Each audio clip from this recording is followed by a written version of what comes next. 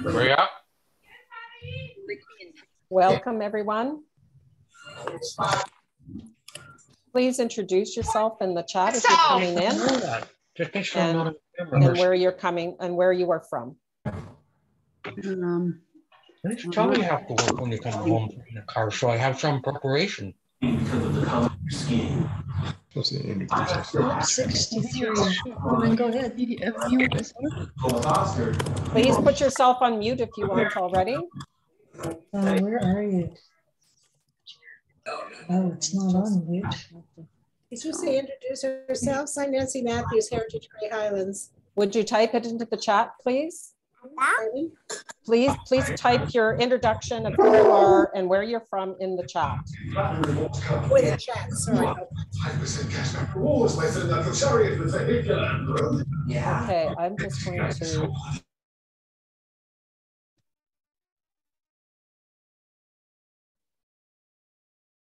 I'm just going to let a few more people come in as we go here. And if you haven't already, please put yourself on mute. Thank you.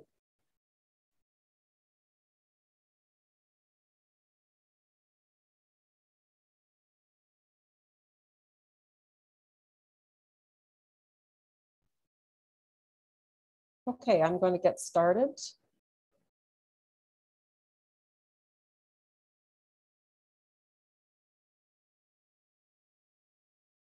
So welcome. My name is Catherine Daw, and I am chair of the Sustainable Futures Design Team for the Institute of South Georgian Bay. We'd like to begin our event with this acknowledgement. For thousands of years, the Anishinaabeg, Huron-Wendat, Haudenosaunee, and Ojibwe Chippewa walked upon and cared for the lands we all now call home. We acknowledge several treaties in the Georgian Bay area, including the Lake Simcoe Nottawasaga Treaty, Robinson Huron Treaty, Saugeen Peninsula Treaty, Williams Treaty, and the relationship they established with the original inhabitants of Turtle Island. We also acknowledge the reality and challenges of our shared history, as well as the current contributions of Indigenous people, including First Nations, Métis, and Inuit. We seek to continue empowering expressions of pride amongst all of the diverse stakeholders in Southern Georgian Bay. And we seek to do better and to continue to recognize, learn, and grow in friendship and community, nation to nation. Thank you, all of you, for participating in the final part of our 7-part our Sustainable Future series. I'm just going to share my screen for a moment here.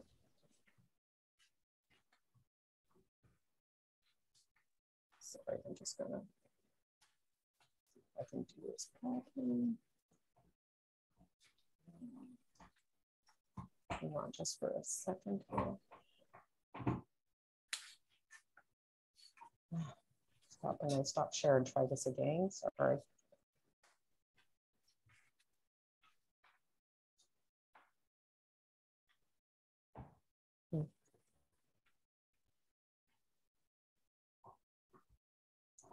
This is not working the way I want it to.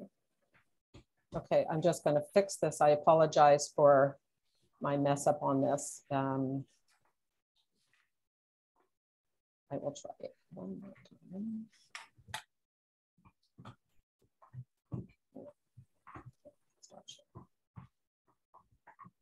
I'm just going to read it instead of trying to share this with you because it's just a little bit too difficult. So the Institute of Southern Georgian Bay is a volunteer-driven, not-for-profit organization with the ambition to harness the power of people and place to grow and to grow social and economic prosperity. We do that by connecting people, conducting research, sharing knowledge, and fostering collaboration. Our design team for this series include a leadership group who has shared the role of sharing the team. Myself, Catherine Daw, Adam Thackeray, Julie Scartella, and Andrew Palmer. Our guiding facilitator is Marilyn Struthers. And our additional team members include Jack Vanderkoy, Yvonne Hamlin, June Porter, Brian Denny, Rosalind Morrison, and Jane Walker. We are grateful for their commitment. This 7-part series has a story arc that began in February with the Lieutenant Governor General Elizabeth Doddswell eloquently talking about why build a case for a sustainable future. We then brought the chief administration officers from across the region together for the first time. We learned from innovators, Tonya Sermon and Building the Next Economy. We brought the mayors together for the first time to discuss the changing role of municipalities. We heard from Topher Davidson about how a low carbon future can be achieved through her experience with sustainable Waterloo region. And our last session discussed the impact of innovation on building resilient, sustainable economies. In each of these events, we have heard people emphasize the need for benefits of collaboration. Our work would not be possible without it. We are grateful for the support of 5 municipalities, Collingwood, Meaford, the Blue Mountains, Grey Highlands, and Wasaga Beach, and 3 business partners, Community Futures South Georgian Bay, Greenland Consulting Engineers, and Julie White, the cooperators. Now it's my pleasure, assuming I do all of this okay, is to introduce Yvonne Hamlin, who's going to be moderating the event today. So I'm going to take it over to you, Marilyn.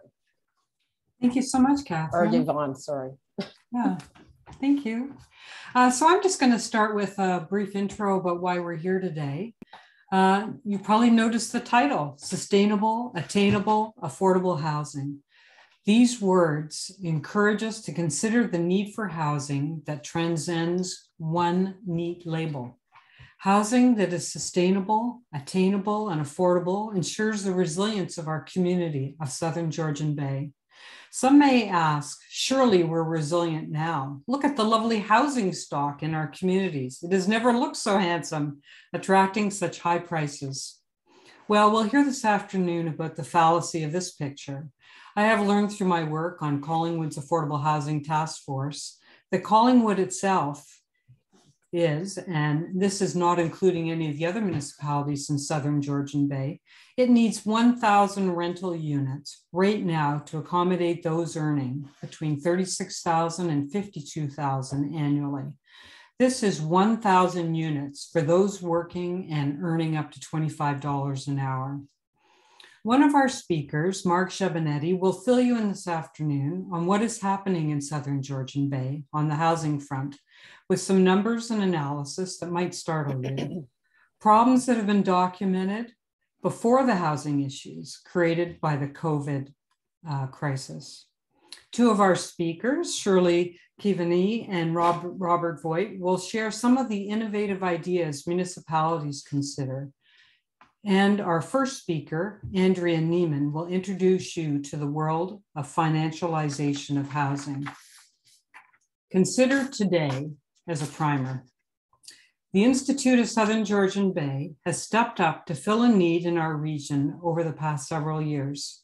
I speak today of the specific need to stimulate dialogue across sectors and across stakeholder groups. Only by the sharing of information and ideas across such groups can we find the innovation needed if we're going to build and maintain a community that is sustainable and even thriving. As you listen today, I hope you will think about whether you might have an interest in taking what you learn further. It might be simply learning more, and I'm the first to acknowledge how complex the issue of housing is. Or perhaps you want to roll up your sleeves and help figure out the answers to the myriad of details needing to be sorted and solved before we can get keys to a unit in hands. I'll just share one idea that's always on my mind. How do we make our new housing permanently sustainable, attainable, affordable? Or as a third idea, you might have an interest in making sure your town sets aside funds in its 2022 budget to make a start on the attainable housing front. Calling counselors and appearing before a council might bear fruit. Rhetorically, I ask as we begin, do you have a vision as to where you think our community of Southern Georgian Bay should look like in 5 years' time? And now I hand over the virtual podium to my co-chair for today, Jack Vanderkoy, to introduce our speakers.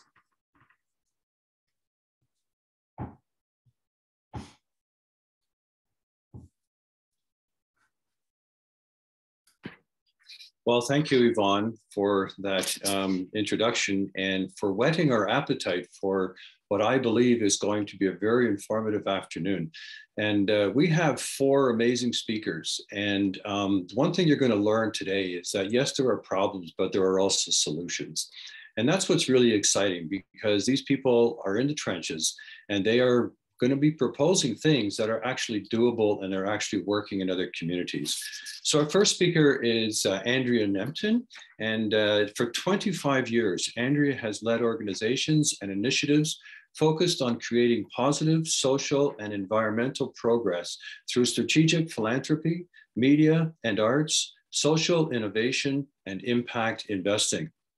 Previous to her role as the Executive Director of Social Innovation Canada, the role she holds now, Andrea was the founding CEO of the In Spirit Foundation, Executive Director at Rally Assets, and President of PTV Productions.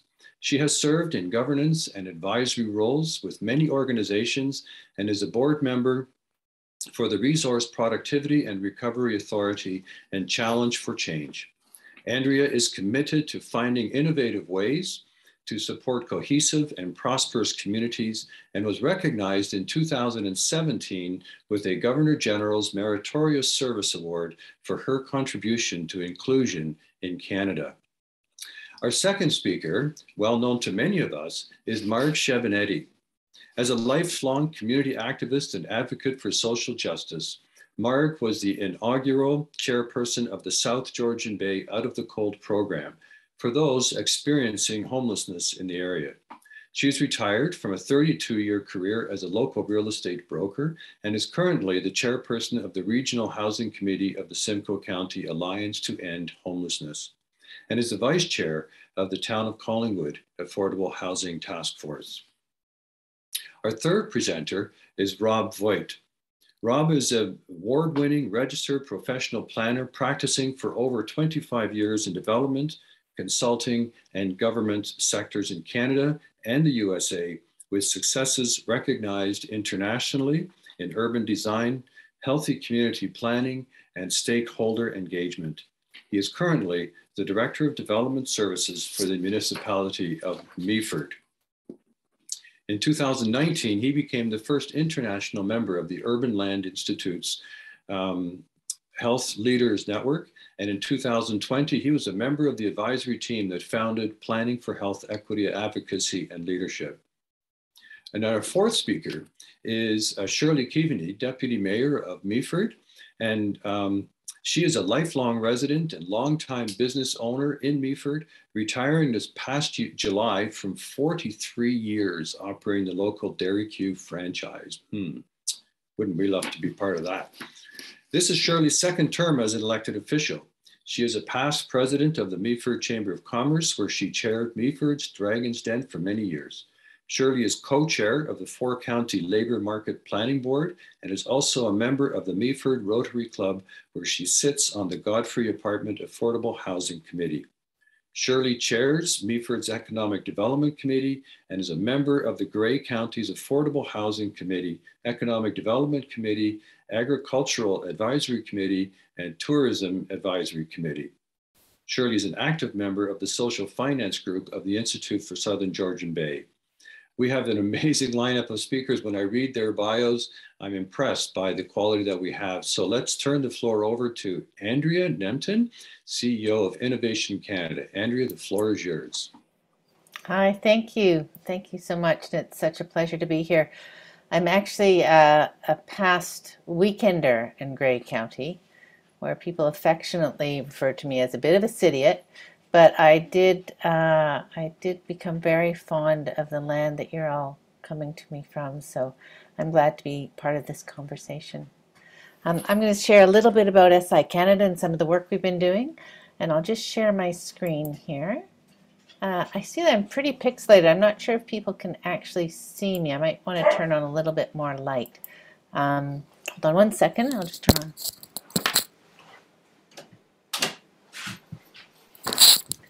the shorter days have started. So I'm just going to speak for a few minutes about some of the work we've been doing at Social Innovation Canada. Social Innovation Canada is a national network supporting social innovation practitioners and other change makers to try and address complex problems. We have a number of organizations across the country that we work with to support, as well as individuals, practitioners, and change agents, both entrepreneurs and entrepreneurs. So I have been there for about a year, and before I got there, I started working on one project that was on the financialization of housing. SI Canada, we work on wicked problems, those that are systems levels issues, and those that neither the state, the market, nor civil society can address on their own. And housing affordability is definitely a complex, wicked problem. There's no silver bullets, and it requires really very much a systems approach and an all hands on deck. There's a role for every actor to participate in the solutions. We were asked by the CMHC to participate in a lab with them and to run a lab. We've just completed the discovery phase, and a lab is an environment where we can bring together many actors that don't always get the opportunity to work together to actually try and understand a complex problem. So when we started looking at the financialization of housing, which many of us heard sort of referred to in the election promises and the campaigns, and Lana Farhai has been referring to, it's really the commodification of homes, the way that home ownership has turned into an investment even more than it has been in the past. And we were really interested in understanding how this changes in upstream financing and ownership of homes is really affecting those who are in core housing need. So how has the way that the market around home ownership changed impacted those who cannot afford a home that adequately meets their needs? And we started unpacking the systems around this. So all of the different actors from REITs, we're talking about the stock exchange and the global markets, and then we're talking about policy and zoning, the public sector, the real estate environment, the community sector and housing providers, and at the center really are the tenants, those folks that are needing a home to have a sort of a viable life, really. We know it's a necessity. So we started with a number of looking at the sort of macro trends.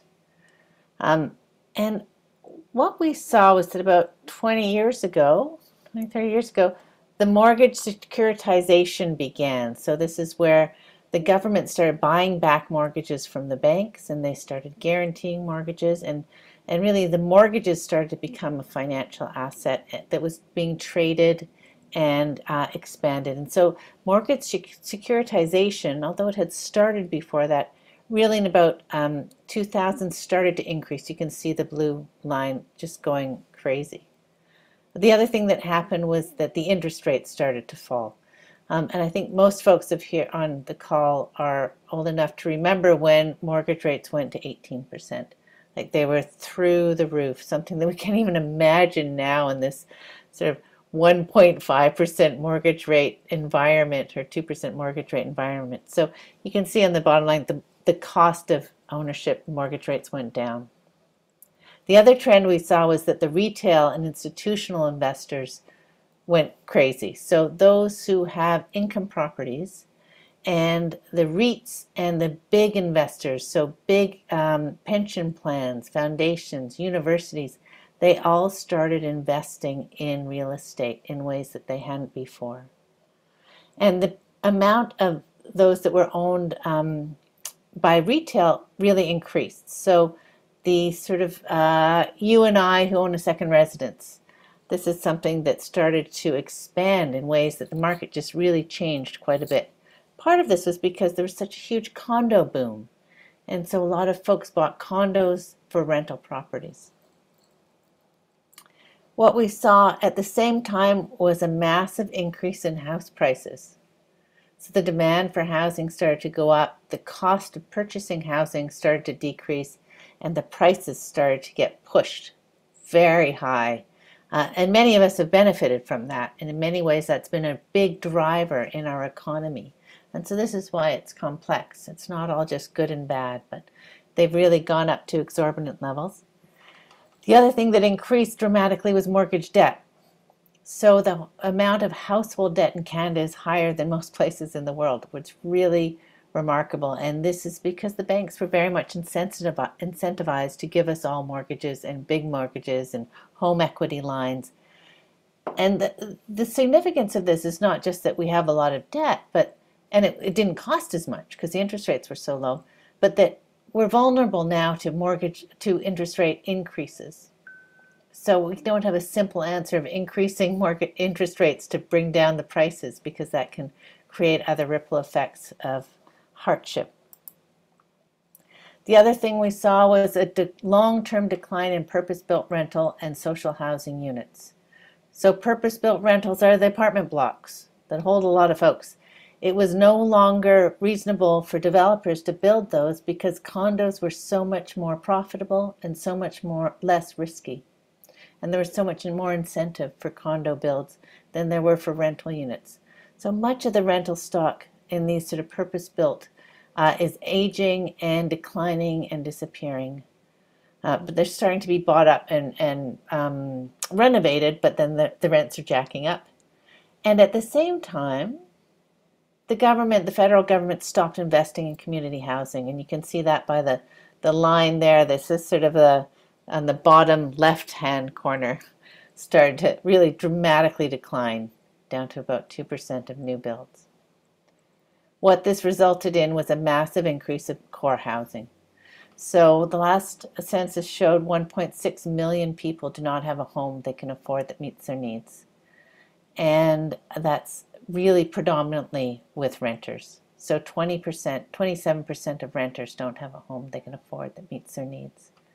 Fewer are owners, but some people, as we know, are house poor, is another thing that we're often hearing referred to. And this is hitting those who are suffering other types of marginalization the worst. Folks with disabilities, single family households, single parent households, new immigrants, and Indigenous communities. So we saw those macro trends, and when we tried to try and unpack them a little bit and understand how those macro trends were impacting the affordable housing environment. And what we found that there is a dramatic deficit in supply of affordable units. It's not surprising, but somehow when you see it on the graph, it just becomes so much more real. So much of what we did in the last 18 months, we kind of all suspected intuitively, and we're noticing experientially in our day-to-day life. But when we start to actually look at the numbers and the statistics and had it all so confirmed, it was a bit sobering. Steve Pomeroy, so the orange and blue chart shows the decline in affordable units. So it says that every affordable unit, Steve Pomeroy suggested, for every unit created, 15 are lost. So we're just seeing a dramatic decrease in affordable housing units. We're also seeing, in part because of the increase of retail owners and retail landlords, quite a large reduction in security of tenure. So folks who are able to find a home that they can afford to rent, they're sort of living in constant threat of eviction. And this is in part because folks that are retail owners, they can evict other people at any time if they want to use it for family evictions or no-fault evictions. So they have much less rigorous policy around evicting their tenants if you're just owning something that's supposed to be owner-occupied. Your basement apartment, your condo, very different regulations than if you have a multi-unit building where you have stricter regulations. We also seeing a lot of rent evictions. I've only got one more slide off. The last thing is that the rising house prices we know this intuitively, but it's dramatically driven wealth inequality. Those who are renters have not had any change in their net worth, and those who are owners, in the last 99 to 2016, it went from more than doubled. And so we're seeing this drive our inequality in our society. We identified 6 levers for potential change, and I won't go into them too much, but we can share this afterwards because I can see Jack giving me the eyeball. But there are ways to address some of these, and in the next, Mark's going to talk a little bit about how these impacts are actually being felt on a community level, and some of the ways that we can get involved through really social finance is one of the ways. It's a really incredible tool, and intergovernmental collaboration with community and corporates. We will be launching our report that goes more in depth on all of this on the 8th during a webinar, and we're happy to share with you the link to that if folks want to learn a little bit more about financialization of housing. Thank you. I will stop sharing my screen and happy to answer any questions once we're done. So thank you, Andrea. Wow. You know what I love about this? First of all, when you start off, you're saying, all hands on deck needs to solve this. This isn't just one group that has to solve the problem. We all have the capacity to work together in collaboration. Also, what really surprised me was that the stats that you showed shows that this is not a new problem. This has been building up over the last 2-3 decades. Yeah. And so this is not something new. And it's really too bad we ran out of time. But the levers for change, I think, is really critical. So to those in the audience, we will be sharing the PowerPoint slides of our presenters. I think so, anyways. And also, I'm going to encourage you to put your questions in the chat. We will have at least 10-15 minutes at the end to deal with questions. So please, I see the chat is very active, and that's great because that's how we're all going to be learning from each other. So now I'd like to welcome Mark Chevanetti to talk about our current local situation in terms of affordable housing. Mark, take it away. Thank you. All right. Well, thank you very much for that, Jack. And, with 10 minutes, we can only scratch the surface of this topic, which, as has been mentioned, is incredibly complex. So my goal today is to share with you a few of the things that I've learned in my intensive research and work over the last few years on the topic of affordable housing and the search for the Holy Grail or the silver bullet, as you may, as to how to solve this problem. It starts out the public narrative, and it's been interesting reading your comments in the chat. Everybody feels that they have a grasp on this problem, and I thought I did too. The things I most commonly hear is, it's greedy landlords, developers are at fault, it's the town's fault, it's foreign investment, it's immigration, it's short-term rentals. And all of those are true to a tiny bit. They don't make up the whole story or the biggest story. And so to find solutions, I really believe we need to first understand what the problem is. As Andrea shared, we have a rapidly growing wealth gap and eroding wages. They are major contributors to the housing crisis. And I'd like to just give you a quick little stat that here in South Georgian Bay, 30 years ago, the price of a house was roughly 2 to 3 times salary if we looked at median gross household income. Today, it's 12 to 14%. I can't tell you which figure because house prices keep going up so fast every month, but it's 12 to 14% times income. So that's quite a telling figure of what's happened in the last 3 decades. The other thing that I've learned that I have to say was a shock to me, when we look at data, we look at average household incomes to try and figure out what kind of housing should be built. But when you break that down and separate incomes between tenants and homeowners, in South Georgian Bay, tenants on average are earning just 50% of what homeowners are earning. in gross household income. Next thing I want to talk about is language and how we use language and how communities evolve.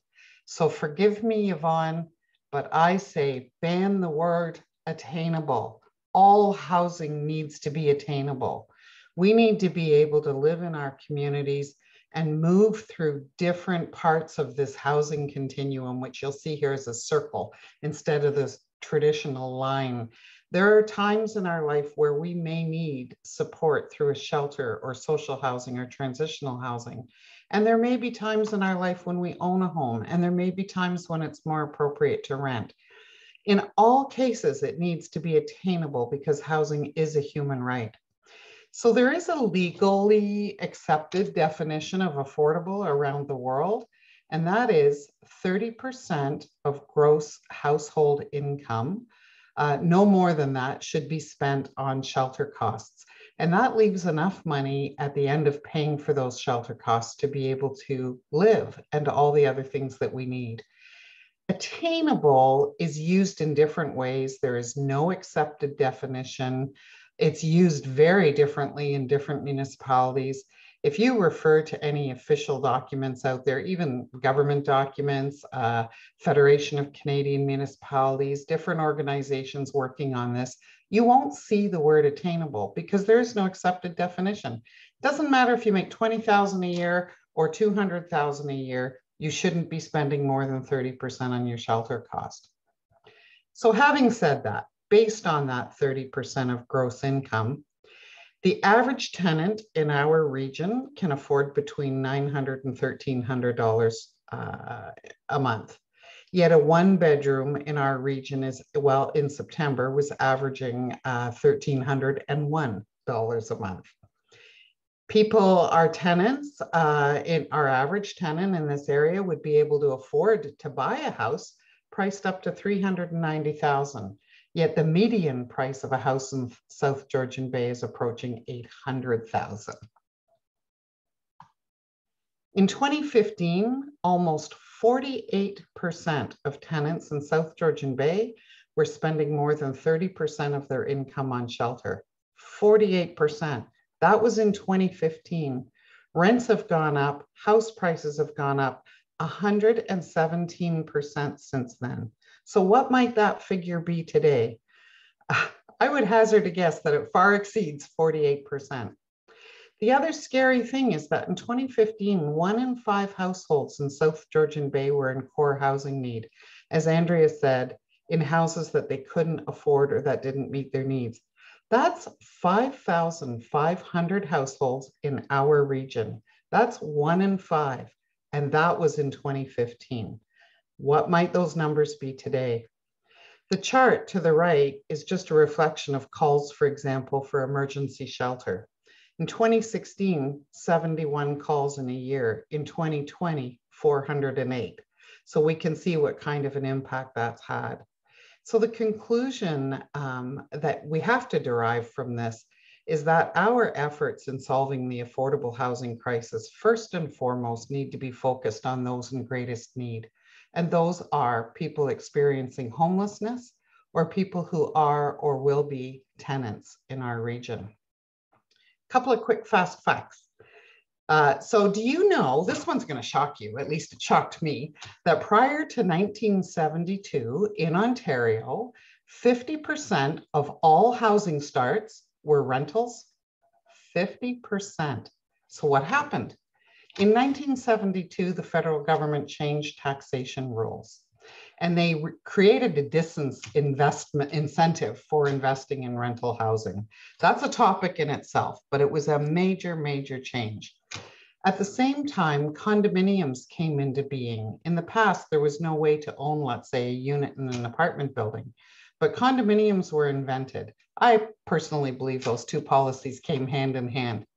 So there was changes to tax policy, government disincentive, the advent of condominiums, and then over more recent years, historically, low interest rates, rent control laws, all of these things created a stronger motivation for people to develop open market real estate that they could sell versus rental.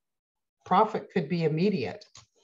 So in my opinion, the real problem, the silver bullet, if you will, lies at the federal government. Follow the money. If the tax policies were reverted, which isn't going to happen, we would be able to solve this problem very, very quickly. Yet we are being forced to spend all of our energy looking at downstream solutions.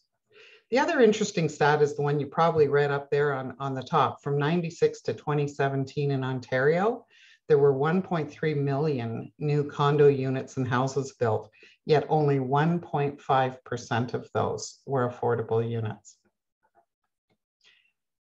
As Andrea mentioned from the Steve Pomeroy report, for every one affordable housing unit created in Canada, we've lost 15.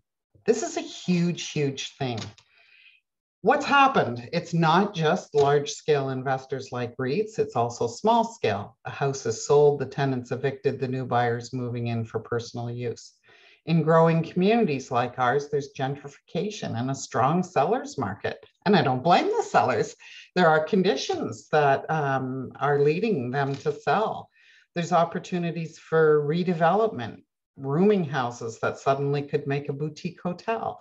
Renovations, vacancy decontrol. When a tenant leaves and a new tenant moves in, a landlord can charge whatever they like. So I want you to just stop and think for a minute. I know in Collingwood, I could name 38 units that we've lost in the last 2 years, and we haven't created a single affordable housing unit. So that's a net loss right there of 38, not including all these other factors. So I would just like you to think of the hundreds of properties that have been lost in South Georgian Bay just in the last 2 years. Can you think of a single new unit of affordable housing that's been built? So while we're trying to figure out how to build it, I'd like to submit that we better start plugging the hole and stopping the erosion that's in front of us and the number of units we're losing. Shifting gears quickly, some things to think about. So how is this affecting us and our communities in South Georgian Bay?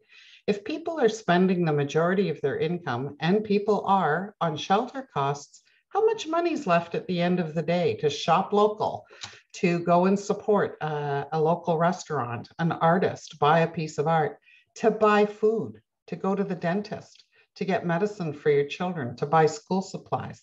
This is why we're seeing such growth in the social problems in our community, very directly related to housing. Quite specifically in South Georgian Bay, if we look at our middle income earners, so that's our traditional middle class, and this is whether you're looking at tenants or owners. It's far worse for tenants, but grouping them together. The middle class here is earning, as Yvonne said at the outset, $17.50 to $25 an hour. If you look on Indeed, jobs that pay, and I did this the other day, within those categories, you're looking at PSWs, dietary aides, administrative assistants, cooks, police recruits. We're losing the ability to have these people in our community now. We've all seen what's been happening with business closures. They're coming fast and furious right now. But what about the dramatic growth that's ahead of us? You know, just in the next 10 years, let alone the next 20 and 30 years. How are we going to fill those jobs? How is that going to affect those of us that have a home, that don't have these stresses, if we lose the ability to have services in our community that are part and parcel of why it's such a wonderful place to live? So how do we solve it? Okay, got it. And as Andrea said, it's going to take all hands on deck. I'm going to just point out the 2 red ones real quickly. Eliminate single family zones, BAMB. That's a yes in my backyard. And the good news is there are solutions. We're finally starting to talk about it. Change is happening. Municipalities can make a big difference, and they're starting to do that. We can build safe, secure, and beautiful housing for all. Have you seen Vienna? And what can you do? You can get actively involved. You can help your politicians understand that money spent is an investment in our future. Talk to your federal MP about the tax treatment of rental properties. Stop being a NIMBY, be a YIMBY. look for opportunities to be a social investor for community good, look and promote innovation in housing. And the last comment I'd like to make is, if not now, when? Thanks very much for listening. Thank you, Mark. I wish I could have given you like at least half an hour, but time is limited, but you know, you packed a lot in, so thank you for that. So here's a few pointers that I've taken away from this. You've really shown us the gap, the wealth poverty gap is probably at the core of a lot of these issues. Current market rents and homeownership is not affordable for such a large percentage of our population. Like when I see these stats, they're staggering.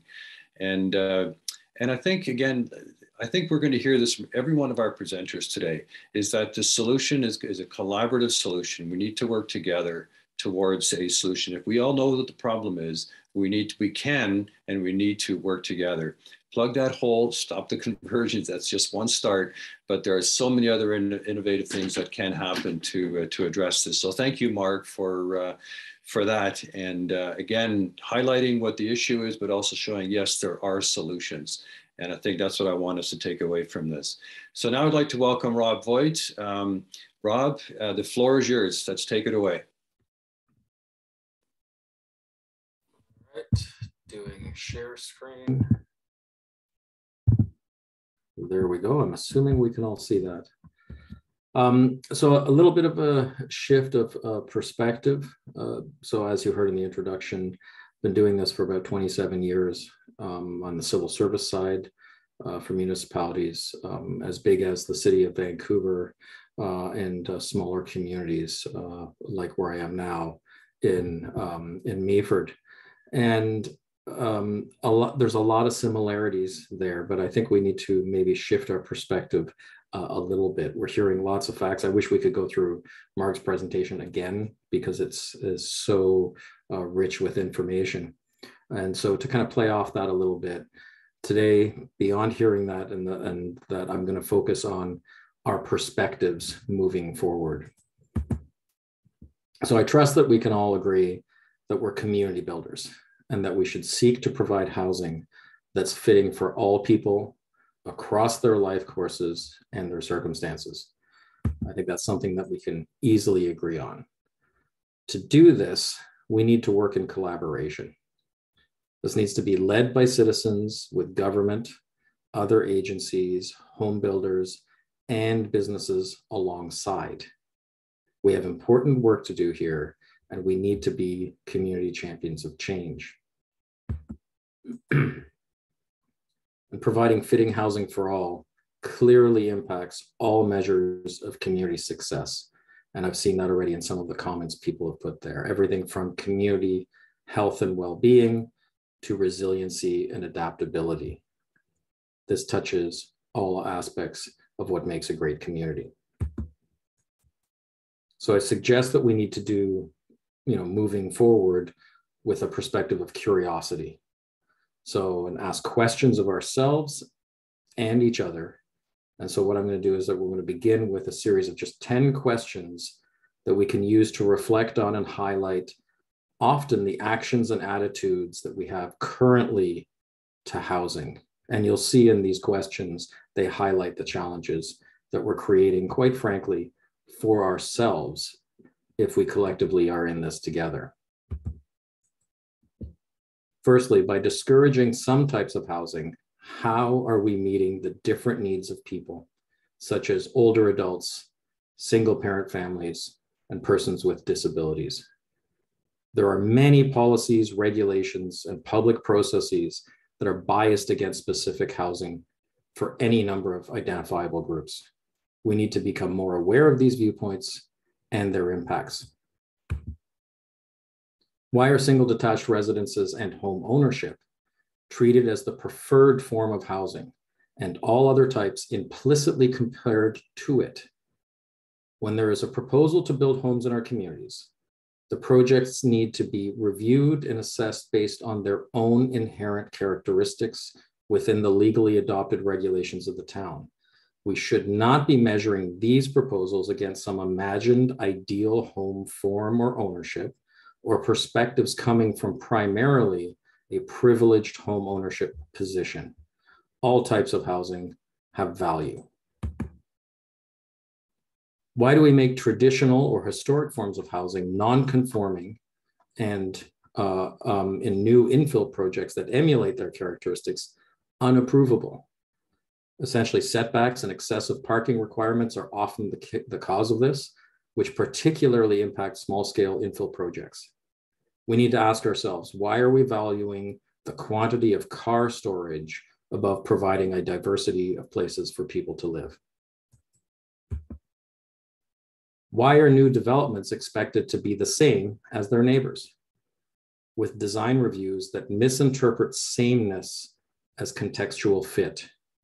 What benefits are there in trying to create a monoculture of home types, when it is the only acceptable measure to have houses that look the same as the block next door? Who misses out? What happens when we accept unsupported statements that infill housing will overburden existing neighborhoods with crime, noise, or other unwanted impacts? What do these statements say about our openness to newcomers? What is the purpose of official plan policies that restrict the natural evolution of communities based on ill-conceived notions of preserving, quote, stable neighborhoods?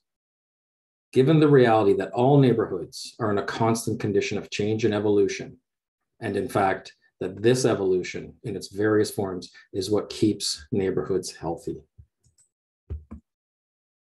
Why do we give credence to assertions that people who will live in new types of homes are ill-suited to living adjacent to those in homes that were built earlier? What assumptions does this communicate both about the new and the existing residents? What is the impact on housing costs when zoning bylaws don't align with the official plan policies? The common practice of using misaligned zoning as a pretext for forced negotiation negatively impacts economic development. Do we really understand how challenging it becomes for all but the largest home builders to navigate processes that relate to rezonings and take on the costs of rezoning applications, as well as the associated risks of Ontario Land Tribunal appeals? That all translates into higher housing costs. When deliberating on housing proposals, why are opinions and, quote, common sense given undue credibility compared to professional peer-reviewed reports and findings? We need to ask ourselves, is this acceptable professional conduct? And what liabilities are we creating and losses for the community with this kind of behavior? And what impact does it have on investment and the desire to build new homes in our communities? And the last of this reflective list of questions, how do we include the voices of the seldom listened to? Who speaks up for the housing needs of future members of our communities? And even more importantly, which fellow community members are we excluding right now? Our housing solutions will be found in community. And remember that community is a verb, not a noun. This requires an openness and empathy to newcomers and to each other as fellow community builders, as I made that premise at the beginning of this presentation. It also requires a commitment to collectively taking action in those areas that we already have control over. We have a lot of work to do, and now is the time for action. If you want to understand a town's values, don't look at their vision statements or plans. Look at their regulations, processes, and budget. If you choose not to decide or not to take action, you've still made a choice. It is a choice for the status quo, which is not static. In this case, it is in fact a consistently worsening need for housing. So hopefully this initial exploration has revealed some of the underlying challenges with the assumptions and actions we're taking. And we need to overcome these to address our housing crisis. However, we have the ability to move through these challenges. Our pencils are sharp enough, even the dull ones will make a mark. We don't need further studies and more pilot projects. We need dedicated action. When we move forward, we'll need to focus on what's strong and not what's wrong, and then take what's strong, work on what's wrong, and make our communities stronger still. Thank you. Under 10 minutes. There we go. Mic drop. You are amazing. I'm impressed. Thank you, Rob. And you speak with such experience, and so thank you for that, and for being as direct as you are. We all need to become more curious, right? And start asking questions and opening conversations with friends and neighbors. I think we build better communities when we actually learn to talk together and to struggle through the issues. There's no easy answers, but we can work on it together, talk about it, and just make this a priority. And let's have a vision for inclusive housing. I think you talk about that, and let's focus on, like what Mark said, YIMBYism, right? Yes, in my backyard. We want to be able to welcome different stratas, different people, different economic well-being within our communities, because that's how we create rich communities. So thank you for that, Rob. And our final speaker is Shirley Keaveney, and she's on the ground, Deputy Mayor of Meaford, and she's dealing with this stuff every day, but she's also an active participation in the Institute's housing lab. So Shirley, I'll hand the floor over to you. Thanks very much, Jack, and we're so lucky to have Rob with us in Meaford. Being the final speaker, I'll try to be brief, but I will share a few experiences, some information from our social finance group, and from the Grey County affordable housing initiatives. First of all, I'm not going to be shy in saying social finance has been a new concept for me. I am pleased to have been included in the regional discussions that have been occurring since last February. I'm happy to represent Meaford in this regard for the benefit of our whole region. I have come to understand what social finance is about. There are many definitions, but one that resonates with me comes from a U.S. social finance group based in Boston. It reads, social and economic systems should enable all people to thrive. We can create meaningful and measurable change in our communities when governments and markets work together. We must put people first. Social finance spans public, private, and social sectors. We need to challenge ourselves and our partners to use funding and data in innovative ways to create lasting impact. According to Wikipedia, social finance is a category of financial services which aims to leverage private capital to address challenges in areas of social and environmental need. It is a mechanism for creating shared social value. As a member of Grey County Council, I can say that affordable housing is the #1 priority for this term of council. I have the privilege of being a member of our Grey County Affordable Housing Committee. This committee made the successful recommendation to council to support a commitment to dedicate an additional 1% of our county budget to affordable housing. This equates to more than $600,000 annually. The overall affordable housing budget for the county topped $1.1 million in 2021. One project made possible in Grey County with supportive funding from the province of Ontario's Social Services Relief Fund is the purchase of a building located at 396 14th Street West in Owen Sound. This partnership with Grey Bruce Health Services and the Canadian Mental Health Association will create 8 to 10 transitional units, which will support people exiting hospital as they return to their outside lives. Grey County currently has a by name homeless list. There are 36 people identified. This list is relevant as these are the people in the most desperate need of housing. The Ministry of Housing reported that the average cost of providing social housing is about $613 a month. Providing a shelter bed costs around $2,100 a month. Providing a prison bed costs about $4,300 a month. And one hospital bed is an average of $13,500 monthly. Therefore, investment by our municipalities makes economic sense. This is not a cost, but rather an investment. As a member of our local Rotary Club, I'd like to share a little information on a project we undertook in the year 2000. Rotary purchased the 32-unit Godfrey apartment complex from the municipality for the tidy sum of $1. The 4 buildings are now 70 years old. Rotary is committed to maintaining the units as unrestricted affordable apartments. The highest rent is just over $740 a month. Rotary has done our best to maintain and reinvest in the structures. It's a losing battle, though, with roofs, fire escapes, windows, electrical panels, and boilers, all in need of replacement over the next 5 years or so. 80% of the kitchens and bathrooms have been renovated to date. Part of the dilemma is that there are many supports in place and others under discussion for new affordable housing builds. However, very few funding opportunities exist to support existing affordable units that are independent from county ownership. I had an email this week that really caught my attention. This is not an uncommon story, but it is one I hope we can eventually find a solution for. A young girl in her early 30s wrote to me to express her frustration and difficulty with purchasing a house locally. She is educated and has a good job. She's saved $40,000 for a down payment. She's looking for a home in the $400,000 bracket. Everyone she is offered on has sold way over asking, which she can't compete with. We need our youth to remain in this area to support our workforce challenges, so we have to solve this problem. In my own business, a fast food franchise, I lost many staff members because they couldn't source suitable, affordable accommodations.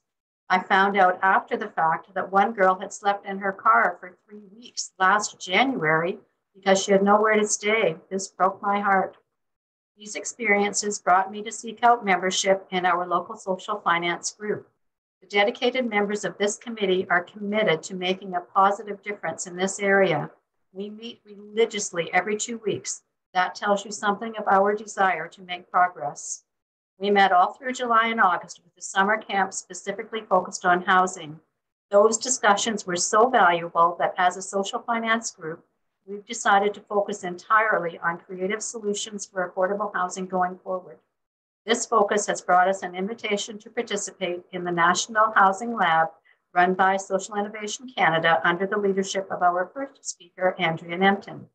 There we will present our ideas for initiatives that could encourage and hopefully excite the development community and those who may be able to participate financially in such projects. We're exploring a number of initiatives such as land trusts. A land trust is a legal entity, a quasi-public body, chartered to hold land in stewardship for all mankind, present and future, while protecting the legitimate use rights of its residents. Community land trusts are usually developed by nonprofit tax-exempt corporations as one relatively new form of affordable housing provision that could help maximize housing opportunities for low and median income families. Some trusts require the homeowner to share any home price appreciation with the trust. The first land trust was created in Canada in 1986. The Land Co. is located on Toronto Island and was created by the Cooperative Housing Federation of Toronto. A community loan fund is a nonprofit community development financial institution whose purpose is to promote sustainable community development efforts for economically underserved people and communities. Capital from investments and donations is pooled and is relent to nonprofit organizations primarily.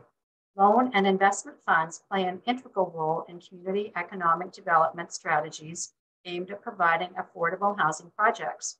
Successful lending efforts result in economically stronger communities and workforces. Community bonds are a combination of financial and social returns that satisfy investor appetite and provide funding for a specific cause, such as affordable housing. The interest-bearing bonds can only be issued by a nonprofit organization. There is growing interest amongst investors for socially responsible investments, which is propelling community bonds into the spotlight. As an example, the Center for Innovation raised $2 million to buy and restore the CSI Annex in Toronto. The property is now a work and event space for local community groups. CSI has published a how-to guide, which perhaps our group will take a look at. To date, these funds have been very successful with minimal losses to investors. To make these bonds more secure, our municipalities could consider first loss guarantees to investors. Another opportunity to consider is an ethical investment fund. The objective of an ethical investment fund is to achieve positive returns for investors while prioritizing environmental, social, and governance considerations in its investment decisions. Ethical investment is designed to deliver a social impact, defined as investing according to your values, investing in a better community. The key to all of these financing initiatives is broader community engagement towards solutions that benefit all. Many times we have spoken to the need for partnerships, for working together. This is a regional problem, and the more minds we can bring to the table, the better chance we have of finding innovative solutions and funding sources. One of the biggest challenges is the location of affordable units. It seems no one is living comfortable next to such a complex. I think affordable housing needs to be redefined. Social housing and affordable housing are two different things. Social housing provides support for people in need. Affordable housing, in my mind, is homes for people working in service, hospitality, tourism, healthcare, and so on. Homes they can afford to rent or own. We like the term being used by our neighbors in the town of the Blue Mountains, housing for all. Thank you for listening to me today, and I look forward to being part of the ongoing and growing efforts in this region focused on addressing the overwhelming need to solve our affordable housing crisis. I hope you are looking forward as well. Thank you. Thank you, Shirley. There are tons of questions in the chat box, so we're going to make as much time as possible available for questions. There was so much information shared here today. I'm excited because there are solutions out there, and we've had some really good input from everybody that's participated. Let me shut this off. Sorry. So I'm going to pass it on to Yvonne. Yvonne will moderate the questions, and Marilyn and Catherine are kind of trying to group them in such a way that as many questions as possible can be addressed. And so Yvonne, I'm going to pass it over to you. Okay, well, thanks very much, Jack. Before I turn to ask specific questions from those monitoring the chat, I had a question for Andrea, and I hope this is a fair question for Andrea. We've heard a bit from Shirley about community bonds, and I'm wondering if you could share any examples that you might be aware of where community bonds have been used to raise funds to build housing, and just exactly how that worked. Yeah, I've actually, I was going to say, I can give you a real life example because I buy them. Oh. And so there's one good example. To date, a lot of times they've been used by nonprofits to purchase the buildings that they're working in. So there's an organization in Toronto called Sketch that is for street involved youth, and they wanted to purchase the building where they were at, and so they raised a community bond. It was paying 4%. I gave them some money. I know them. I just got an email today that said, "Do you want your interest, or would you like to donate it?" And I thought, oh yeah, I should probably donate it. But I've also invested in CSI community bonds, and they gave 4 or 5%. I've invested in Co-Power, which were actually bonds that were retrofitting buildings to be more green, and I got 4 or 5%. These I was able to buy those ones with my RRSPs. And so there's some, one of the things that's happened historically is the municipalities felt they had to, and the federal government, provincial government, they felt they had to pay all of the costs to create affordable housing. But really they don't. They need to pay a portion of the cost. They need to maybe pay enough that can leverage the federal shared equity program, they need to be able to guarantee that the mortgage payments will get paid. And then as anyone else, anybody in the community would be happy to get 3 or 4% to build something in their community rather than 1.5% in their, mutual fund that they don't earn nothing percent in their RSPs or in their savings accounts. So community funds are really interesting. They're well thought through. There's another one happening in Waterloo right now, where they're working with the credit unions so that they're actually working with a financial institution to guarantee this. It's really about putting together the different sources of capital. So if a municipality donates a building, if the social finance community everyone contribute $1,000 to $10,000 to $100,000 each, to raise some money to put towards a down payment. This can trigger the shared equity mortgage and programs from the CMHC, and then you can actually do it, right? Like there's some really exciting new ways of doing this. There's also some alternate ways where you, like on Toronto Island, the community land trusts own the land, but individuals own the buildings.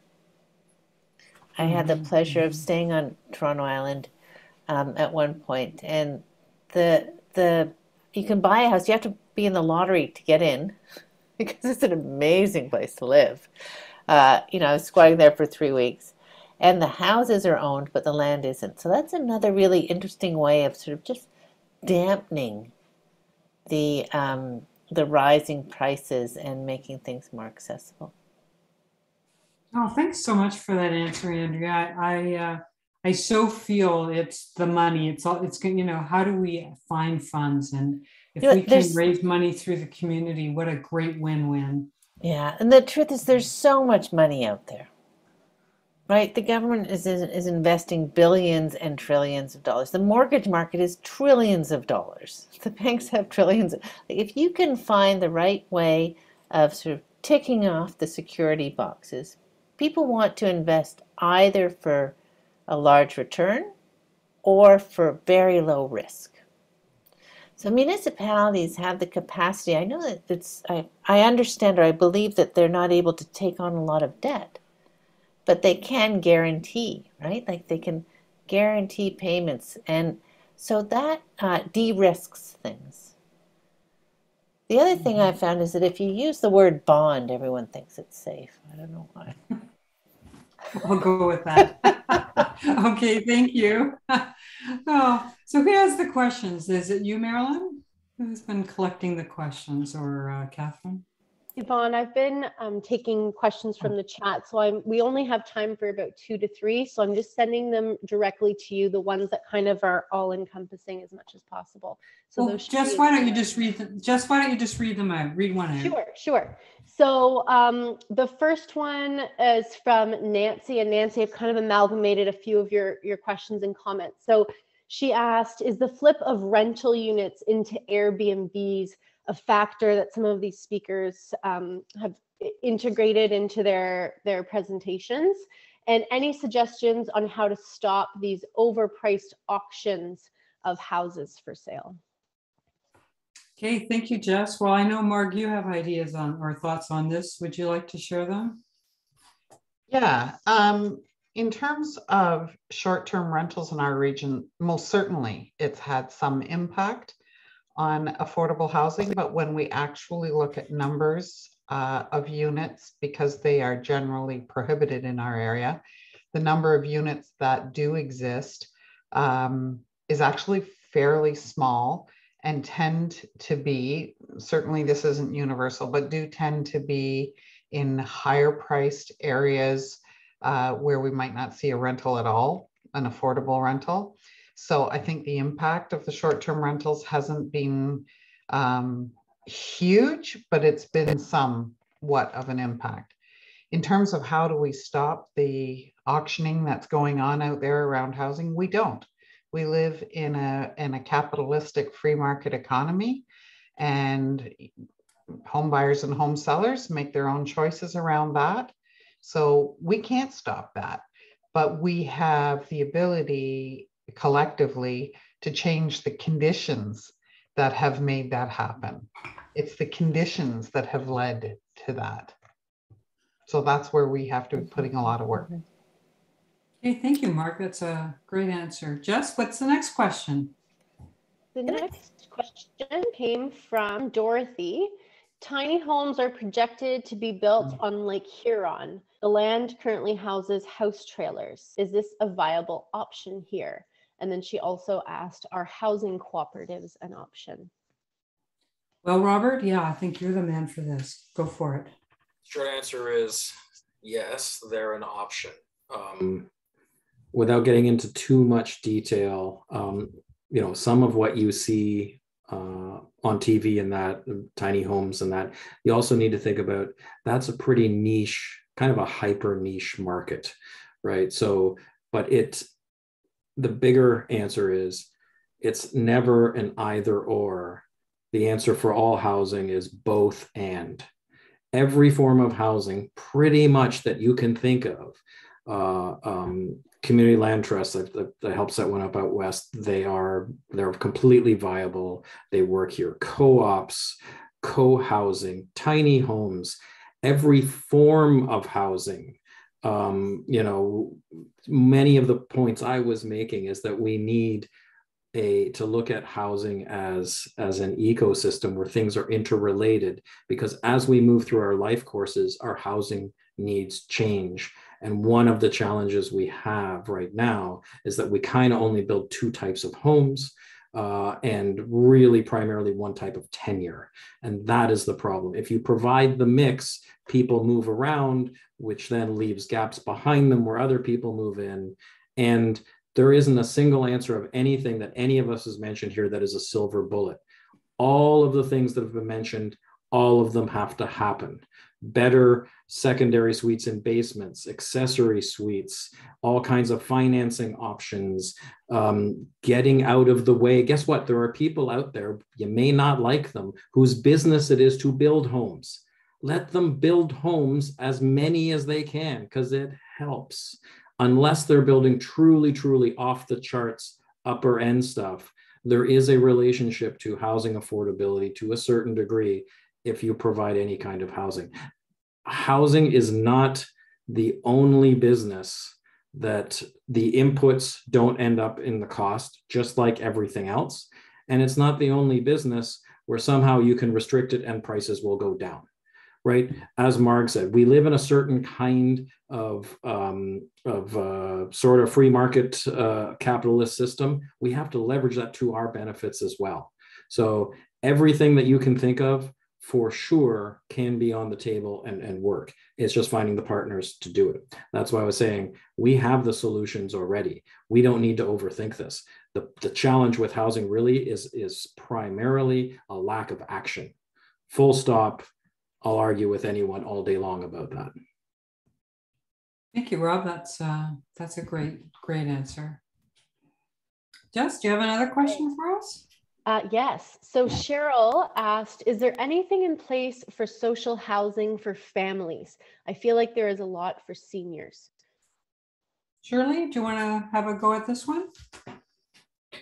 Certainly, and thanks, Yvonne. Social housing primarily for us is the responsibility of the county, so Grey County, and they do operate well over 100, close to 200 social units. And in Meaford, we have the largest percentage of those of any of the lower tiers.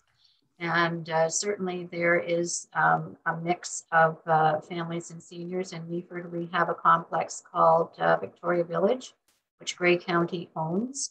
And many of the residents in there are families, single parent and two parent families. So yeah, that really is, again, the responsibility of the county, and they're well aware of the need to increase that housing stock. And I know our county staff are constantly working on funding sources and are building units as quickly as they have the land and the funding to do so.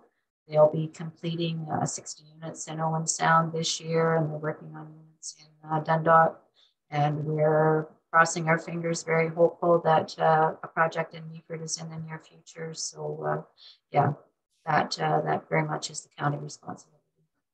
Yeah, thanks for that, Shirley. So Shirley's talking about Grey County. Of course, the other county that's part of the area that we call Southern Georgian Bay is Simcoe County. And the biggest line item in their 2022 budget this year is for social housing. So it's good to see that our I'll say local senior levels of government are paying attention to the social housing needs. Yvonne, Mark, if you go don't ahead. mind, I would just have to actually disagree with that, because the bulk of the money that the county has set aside is going into areas south of Barrie. Like Innisville, you know, where we're seeing it. We've seen very little investment on the part of Simcoe County in South Georgian Bay traditionally, but we do have the 2 new buildings that were built on High Street, which have an estimated waiting list currently of 10 years. So we have a serious lack, and Grey County has certainly been inspirational in putting more money in than was even asked. But I would have to say that if we're talking about the traditional Georgian Bay market, South Georgian Bay market, that we haven't had a big enough piece of the pie of the county dollars. And just in comment to the question about housing for families, that's very much in need. It's pretty easy when you're thinking about affordable housing to think about micro units and bachelors and 1 bedrooms that don't meet the needs of families, and there is a desperate need. But one of the things we found through our regional survey that was a big surprise was that the fastest growing sector of need was actually seniors. It was #1. So that's pure demographics, right? Every day we all get 1 day older, as David Foote said, and all the baby boomers are into the retirement years. And if they didn't own a home and you're living on a pension in South Georgian Bay, it's also impossible. So the needs are everywhere. As Rob said, it's not this or that, it's all of it. Yeah, thanks for that addition, Mark. Okay, Jess, what else do you have for us? There's so much great stuff here. So John asked a question, and then we have a developer in the room who answered, but I think it'd be great to get a speaker's perspective on this. So John asked, seems to me the large landlords and developers can play a very serious role in these issues. Can we not get them to the table, ask them for their input, and ask what initiatives they would like to see? I also think that banks could also make lending much more attractive to those interested in expanding in affordable housing. And then Tom Vincent did reply to John saying, the municipal governments ignore the development community, who are the economic engine for the region. There should be collaboration, not confrontation. So maybe there's some comments or feedback from some of the panelists. Would any of our speakers like to take this one on? Shirley, go ahead.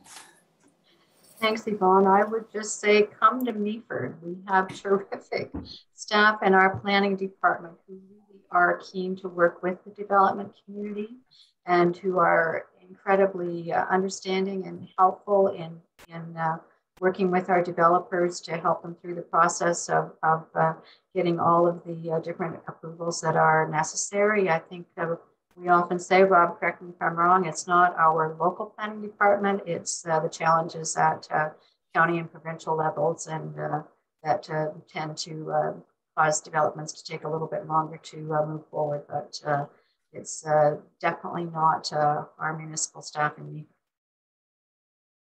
How about you, Rob? Go ahead. If I can just add something again, having been a consultant as well as working on the development side, and I've actually, built my own homes with family members as well. I understand Tom's frustration, and I think it's something that we really need to address. And that was some of the things I was getting at as well.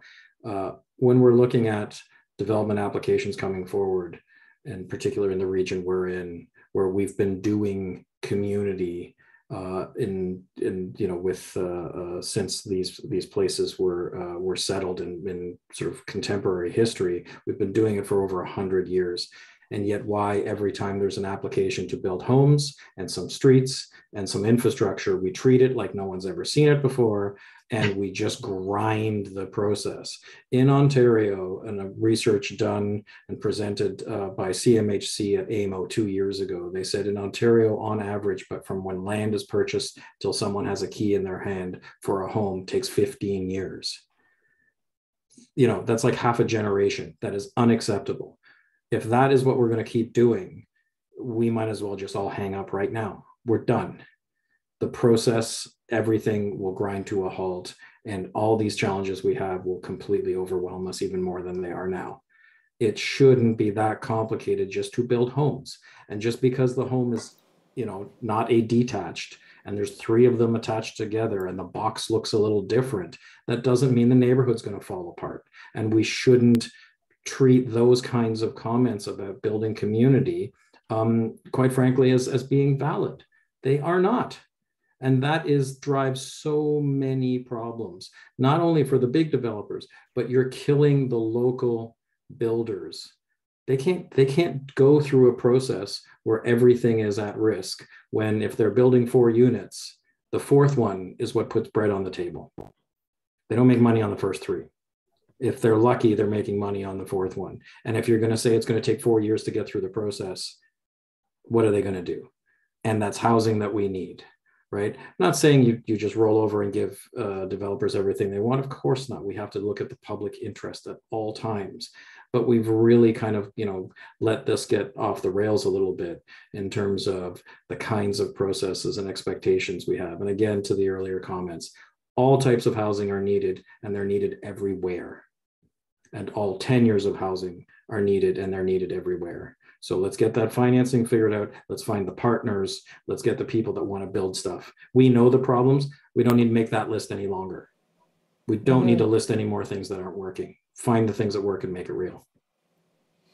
I think that's a really valid point. And I think all communities have to see the development community as ones they work hand in hand with to produce what we need in our communities. Some are going to be nonprofit and some are going to be profit, but I think we all have the same goals. I was reading this morning an article about a developer in New York City who's made a career of building affordable housing projects. And he commented on, if municipalities could reduce the time to get the approval process through, it would create enough of a bottom line to allow that developer to add affordable housing units in projects. And I thought, that is a very, there's so many different ways to come at this, right? So anyway, okay, well, thank you for that. Where are we on time? Do we have time for one more? I think we can squeeze in one more, and it comes from Matt again, but it's a great question. So he said there's some great conversation around garden suites and tiny homes, but what is the panel's thoughts on the legislative changes as a result of Bill 108, the More Homes, More Choices Act?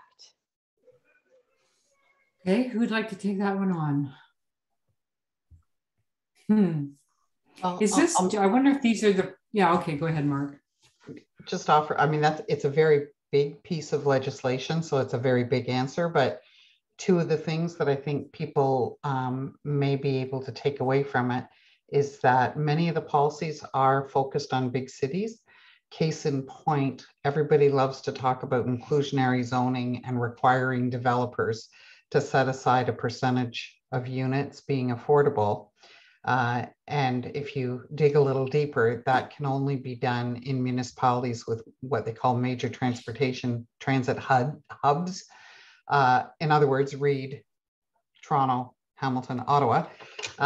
So the province actually legislates that, and municipalities can't do that here. So there are a number of parts of Bill 108 that will not be applicable to small or rural municipalities. Having said that, there's other parts of the legislation that I think have a lot of merit. The problem is they haven't told us yet what the regulatory tools are to implement any of it. So I read it and go, well, who's going to disagree with motherhood and apple pie statements? It's going to come down to how things are going to be implemented. Okay, well, thank you for that. We've had some great questions here. I see it's 5 to 6. And does this mean we're turning it back over to Catherine for our wind up? I would say yes, you can hand it back to me. So thank you, Yvonne, and thank you to all the speakers. Thank you. So I'm just going to do the wrap up. And first and foremost is obviously a huge thank you to our speakers, Andrea, Marg, Rob, and Shirley. Your sharing of your knowledge, wisdom, and ideas, it's clear that you have a depth of understanding to a critical and very complex issue. So thank you for that very much. Thank you to our moderators, Jacques and Yvonne, for their insights as well. I think that we can all say that it was a critical element in the success of this event, and to all us in the background that were the chipmunks and the hamsters running in the background, Jess and myself and Marilyn and a few others. Also, thank you to all of you for being here to listen, to ask, learn, and be inspired by what's possible in South Georgian Bay. And we look forward to more active participation by many of you as we go forward. Marilyn's just going to pop into the chat a number of events that are coming out next week, actually. So if you're interested in continuing to follow and pursue and gain more information or knowledge and how you might get involved, as Andrea mentioned, there will be the release of the report on December the 8th. On December the 9th, there is a Greg Bruce County Foundation piece, and Marilyn's already put it in the chat once, but she'll put it in again with the registration link. And on December the 10th, the Social Finance Committee will be holding a Housing Lab event. And if you want to connect with either Jack or Marilyn, they can include you on that event. That'll be on December the 10th. I don't know the time of that event, but I do know that it's then. If you haven't already, please sign up for our newsletter on the web through our website at tisgb.com. We want to keep everybody in the loop and informed. And then finally, as we wrap up here, we will be sending out to you a follow-up, and in that we'll hopefully be including the presentations, or at least a link to where you can get the presentations from each of the speakers. We are recording this event as well, so that will also mean that eventually that will be posted up on the Institute's YouTube channel. Finally, we're at the end of this series, which we started in February, and we're now looking towards what's next for 2022 for the Institute. We'd appreciate your insights and ideas. As such, we'll be issuing a survey to all the participants of this event as well as past events. You won't get it twice because we're going to merge and make sure you only get one ask for this, but please take the 5 minutes to complete. It means the world to the design team that we get that information so that we can help shape what's next for us for next year. And of course, as you know, the Institute's role is to provide a discussion platform for everyone to participate and hear what's going on in their region on critical and key issues of the day. And certainly the SDG 11 has given us a lot to chew on, and we think that there's more that we could do. So we look to making sure that we were adding value. And so that is why it's so important for us to have your insights and ideas. So once again, thank you so much for your participation, and enjoy the rest of your evening. Thank you to everyone. Good night. Thank you, Catherine. Bye.